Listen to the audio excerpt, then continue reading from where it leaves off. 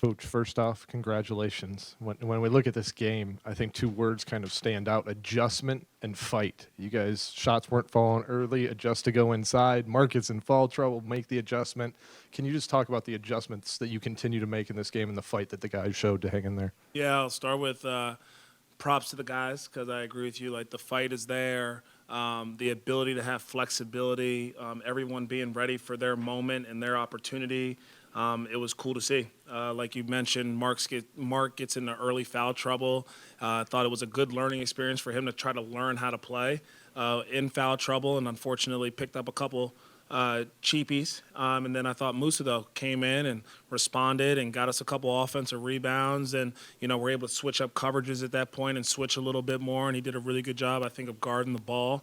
And then it's good to see, like, Josh come and enjoy the team. And I thought that he had a couple moments here and there that either helped us defensively or offensively. Miles, Nick Smith, and Melo, it was a great team effort. And at every moment, everyone had to kind of step up to the plate, and they did a really good job of responding. Coach, you've talked a lot about Miles and what he brings defensively. Offensively, it really seemed like today he was locked in and wanted to bring it with things. Can you just talk about the job that he did to stay on things and how confident you are in him having the ball in his hands and kind of running things? Yeah, I think we're just seeing him be more decisive, more forceful. There's a couple plays, obviously, where he's catching and he's shooting from three. The ability sometimes to, Melo's run a couple pick and rolls, and Melo's either scored or he's hit the seam, and Mark gets something going. But it's like, hey, how do we get the ball out of Melo's hand and let somebody else play make? And it feels really good to be able to go to Miles, who's a really dependable playmaker. I thought all of a sudden we go sideline pick and roll, guy goes under, or they switched it and they were kind of lazy and he bangs a three.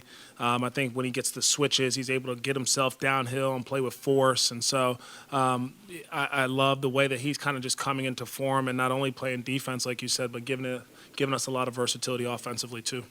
Charles, Nick's had 34 points these last two games. Since he's been in the starting lineup, he's looked more kind of confident, offensively at least. What did you see out of him tonight and really these last couple of games? Yeah, same old Nicky. Making plays, and he is a dynamic offensive player, and you can just see he's earned everybody's trust, and he's done it. He's earned that trust because everyone sees how hard he works on a day-to-day basis. They see the talent in him. We all watched his Greensboro minutes and just saw how great of a job, obviously, he was doing there. I think he had a 33-point game. So you just have so much love and appreciation for a guy like that cares so much and wants to impact winning and wants to just keep getting better. So I think that it's self-work and preparation by Nick, and I think it's just he's earned everyone's respect, and so we continue to give him the ball and try to put him in some situations to help us. Kyrie's one of the toughest players to guard in the NBA. In the fourth quarter, he was posting up the elbow, trying to get those touches. LaMelo, a lot of the times, is guarding him. He was denying the ball, trying to fight him. Can you talk about that buy-in from LaMelo on the defensive side of the ball as well? Yeah, very happy with the level of physicality that our whole squad had, I thought, in that fourth quarter. Being aware that the fourth quarter is Irving's time and they're going to play through him a lot right now. And so their awareness, their physicality on him, Melo's done a really good job, I think, of trying to understand how much he already impacts us offensively. But if you want to win in this league, you have to be able to play both sides of the ball. And he's, I think, elevating his mindset. He's elevating his kind of footprint on that defensive side, which I'm very happy to see, and I think the whole team kind of fuels off of that. Yeah.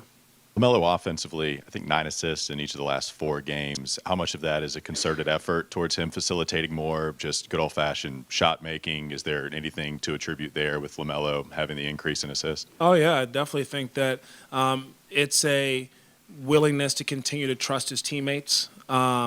I think he always does, but you know how it is. Sometimes you're playing the game, and I've thrown it to the guy a couple times, and a turnover happened or a missed shot happened, and it's very easy to say, oh, okay, now I got to do it myself. And I think that I've been really impressed with over the last few weeks and just throughout the whole season as he continues to grow, and we've had a lot of different lineups out there.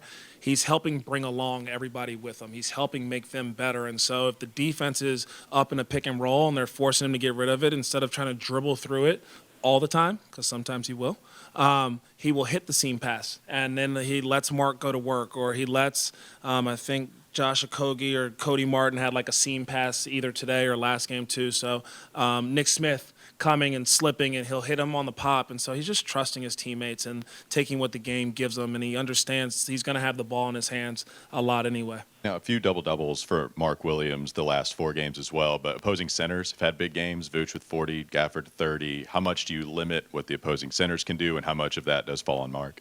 Yeah, I think that sometimes, whether we're switching and bigs or sometimes offensive rebounding, I thought our guards did a much better job tonight.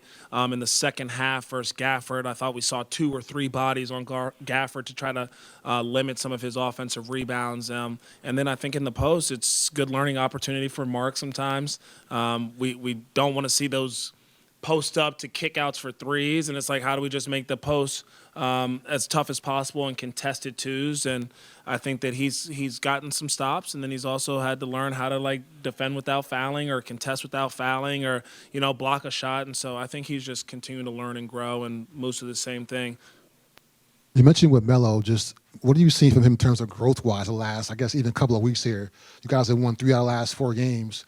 What has he done that's helped you guys boost yourself in these victories, especially? Yeah, I think his two-way play has really helped us. We've made an effort to play with more pace offensively, and I think the whole squad has kind of bought into that, and he's really the head of the snake when it comes to pace and his attacks and willingness to either go finish in the attack or collapse the defense and kick out for some early opportunities. And then defensively, like we talked about, he's denying Irving at the end of the game, being more physical. I feel like our transition defense, we're having a lot more communication and urgency to get back. And so just really impressed with his overall two-way game and not just trying to be offensively focused. In the atmosphere today, I guess, out there with the crowd, can you explain as a coach just, I guess, the guys feed off of that a little bit, just the energy from the crowd? What about that tonight, if at all? Yeah, what's funny? I'm glad you asked me that because I actually feel like the crowd has been great all year. And early in the season, unfortunately, we lost some games, so it didn't come to my mind to say it. And then today, you bring that up. But I think the crowd is even during the holidays, we had some really good juice and energy in the stands. And so I'm super appreciative and thankful for Charlotte. I think continuing to support and try to build this home court advantage because we really do truly have, I think, a great team, a great city, and great fans. Had a rough December record-wise, just had a player get traded, have had a ton of injuries all year. Can you kind of speak to the resiliency of this group and how they're buying into your message your first year as a head coach, about 3.5 months in? Yeah, resiliency is the best way to put it. Dealing with adversity is what we talk about. Yesterday, our quote of the day was, tough times don't last, but tough people do. And I think everything we've been through just continues to make us stronger. We're focused on the right things and how we can impact winning and how we're obsessed with daily improvement. And the togetherness in that locker room, I think, is pretty special. And so I've just been really happy. No matter what happens, no matter who's available, the team just keeps making progress. With the Kogi coming in and – oh, sorry. Okay. My bad, fam. I'd rather hear from you.